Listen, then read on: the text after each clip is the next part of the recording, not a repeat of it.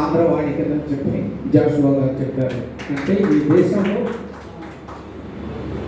ఎంత మెరిట్ ఉన్నా మనం కులపరంగానే చూస్తారు తప్ప మన మేధావి తెలుగు గురించి క్యారెక్టర్ గురించి మాత్రం ఈ సమాజం చూడదని చెప్పేటువంటి సందర్భం. అంశం జటిలమైనటువంటి అంశం మనందరికీ తెలుసు. ఈనాడు ఆంధ్ర రాష్ట్రం మొత్తం, తెలంగాణ, 2 తెలుగు రాష్ట్రాల్లో ఒక ప్రత్యేకంగా మరి 2 భిన్నాలుగా ఉన్నటువంటి గ్రూపులుగా మరి కొంతమంది సంబరాలు చేసుకుంటున్నారు. దానికి నిరసన చేసేటువంటి పరిస్థితులు కూడా సోషల్ మీడియా ద్వారా కానీ మిగతా మీడియా ద్వారా కానీ జరుగుతున్నటువంటి పరిస్థితి మనం అందరం చూస్తున్నాం. ఏ అంశం అంటే మనకు ముందుగా చెప్పినట్టుగా ఆగస్టు 1వ తారీఖున ఒక ప్రమాదకరమైనటువంటి జడ్జిమెంట్ మనకి సుప్రీంకోర్టు ద్వారా ఇవ్వడం అనేటువంటి మనం చూసాం. అయితే దాని ఉద్యమం ద్వారా మనకు ప్రమాదం ఏంటి అనేటువంటిది ఒకసారి పూర్వపరాలు కనుక మనం చూసుకున్నట్లయితే మరి వినోద్ కుమార్ గారు చాలా స్పష్టంగా ఆవేశంగా అనేకమైనటువంటి విషయాలు మన ముందు ఉంచడం జరిగింది. అయితే మనం అసలు ఈ రిజర్వేషన్స్ అనేటువంటివి ఈ రోజున బాబాసాహెబ్ అంబేద్కర్, ఎందుకంటే మనం confine my speech to constitution పరంగానే నేను మాట్లాడతాను. ఎందుకంటే ఆర్టికల్ 341 ఖచ్చితంగా అది ప్రెసిడెన్షియల్ ఆర్డర్లో వచ్చినటువంటిదిగా మనకు కనపడతా ఉంది. 1950లో రాష్ట్రపతి ఆర్డర్ అది ఏదంటే కాన్స్టిట్యూషనల్ షెడ్యూల్ క్యాస్ట్ ఆర్డర్ 1950 అది. దానిలో 341 అనేటువంటిది చాలా స్పష్టంగా మెన్షన్ చేస్తుంది. ఏంటి 341 ఆర్టికల్ అంటే ఈ భారతదేశంలో ఉన్నటువంటి ఇందాక సార్ చెప్పినట్టు డిప్రెషన్ క్లాసెస్ అన్టచబుల్స్ ఎవరైతే ఉన్నారో భారతదేశ వ్యాప్తంగా ఊరికి దూరంగా నెట్టివేయబడినటువంటి కోట్లాది మంది ప్రజలు ఎవరైతే ఉన్నారో అన్టచబుల్స్ అని వీళ్ళందరినీ ఒక చోటగా చేసి Babasaheb Ambedkar in the name of reservation అనేటి ద్వారా వీళ్ళ కట్టగట్టారు. వీళ్ళకి కొన్ని ప్రత్యేకమైనటువంటి సదుపాయాలు సౌకర్యాలు కనుక కల్పించకపోయినట్లయితే ఈ దేశంలో కొన్ని వేల సంవత్సరాల నుంచి అణచివేతకి దోపిడీకి గురైనటువంటి ప్రజలు ఇంకా అణచివేతకు గురై ఇంకా వెనుకబాటుతనాన్ని ఉండేటువంటి మనుషులుగానే గుర్తించబడలేనటువంటి పరిస్థితుల్లో ఇంకా మిగిలిపోతారు. కాబట్టి వీళ్ళకి కొన్ని ప్రత్యేకమైనటువంటి సదుపాయాలు కలుపు చేయాలనేటువంటి ఒక ఆలోచన బాబాసాహెబ్ అంబేద్కర్ ఆలోచన చేయడం జరిగింది.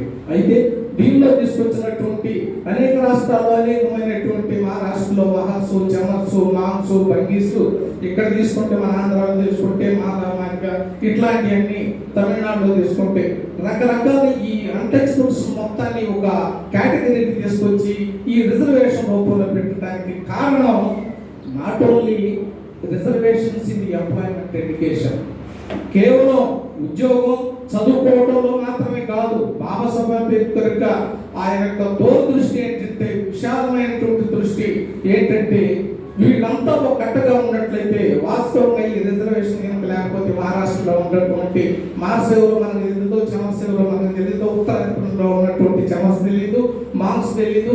ఇట్లాంటి వీళ్ళంతా కూడా ఎందుకు అంటే వీళ్ళంతా ఏదో ఒక రోజున వీళ్ళు మొత్తం కట్టగా ఈ రిజర్వేషన్ తోటి కనుక వచ్చినట్లయితే they may get political power in their own hands అనేటువంటి ప్రధానమైనటువంటి ఉద్దేశంతో బాబాసాహెబ్ అంబేద్కర్ యొక్క రిజర్వేషన్స్ ఏర్పాటు చేశారు. అది మనం మర్చిపోయాం.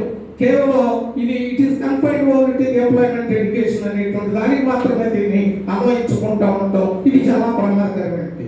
ఇంకోటి ఇందాక క్రీమి లేయర్ గురించి ఇది ఇప్పుడు కాదు, 94లో పివి రావు గారు ఉన్నప్పుడు కూడా ఈ క్రీమి లేయర్ తర్వాత ఈ కేటగరైజేషన్ మీద ఒక పెద్ద ఉద్యమం జరిగినప్పుడు అప్పుడు కూడా క్రీమి లేయర్ తీసుకొచ్చినటువంటి పరిస్థితి రాష్ట్ర వ్యాప్తంగా దాని మీద చర్చలు జరిగినాయి. అప్పుడు ఈ మేధావులంతా కూడా పెద్దలంతా కూడా రాష్ట్ర వ్యాప్తంగా పెద్ద ఉద్యమాన్ని తీసుకొచ్చారు. ఏంటి క్రీమి లేయర్ అనేటువంటిది ఉండకూడదు. ఎందుకంటే మనకి షెడ్యూల్ క్యాస్ట్ మనకి సెంట్రల్ గవర్నమెంట్ రిజర్వేషన్స్ ప్రకారం 15%, మరి ఎస్టీలకి 7.5% ఉన్నప్పుడు ఈ రెండు ఆ రిజర్వేషన్సే ఐఏఎస్ లో ఐపీఎస్ లో వాళ్ళు ఎందుకు ఉండాలా? ఈ కొంతమంది చెప్పేది వాళ్ళు సోకాల్డ్ హిందూస్ లేకపోతే ఆర్థడాక్స్ వాళ్ళంతా కూడా చెప్పేది ఏంటంటే ఆ కలెక్టర్ పిల్లలు కలెక్టర్ వేయాలా, మరి ఇంకా అధికారులు పిల్లలు వాళ్ళే ఇవ్వాలా, పెద్ద పెద్ద వాళ్ళ పిల్లలకే ఇవ్వాలా అనేటువంటి తీసుకొచ్చారు. అయితే భారత రాజ్యాంగం చాలా స్పష్టంగా చెప్పింది Babasaheb Ambedkar these reservations are provided not only basis of economics, it is social linked with social backwardness. సామాజికంగా ఆర్థికంగా కాదు, సామాజికంగా ప్రధానమైనటువంటి అంశాన్ని తీసుకొని అందుకని ఈ యొక్క రిజర్వేషన్స్ ఇచ్చారు తప్ప ఏదో కలెక్టర్ గారు వాళ్ళ పిల్లలకి ఏదో కలెక్టర్ అయినంత మాత్రాన్ని ఈ సమాజం మొత్తం బాగుపడదు.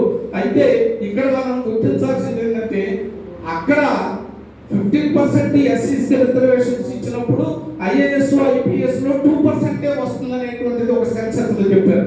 అట్లాగే ఎస్టీస్ లో 1.5 రిజర్వేషన్ ఇంప్లిమెంట్ అవుతుంది క్లాస్ 1 దీంట్లో ఐఏఎస్ ఐపీఎస్ గ్రూప్ 1 వీటన్నిటిలో అంటే 15% అసలు రిజర్వేషన్ ఉన్నది జరగట్లా.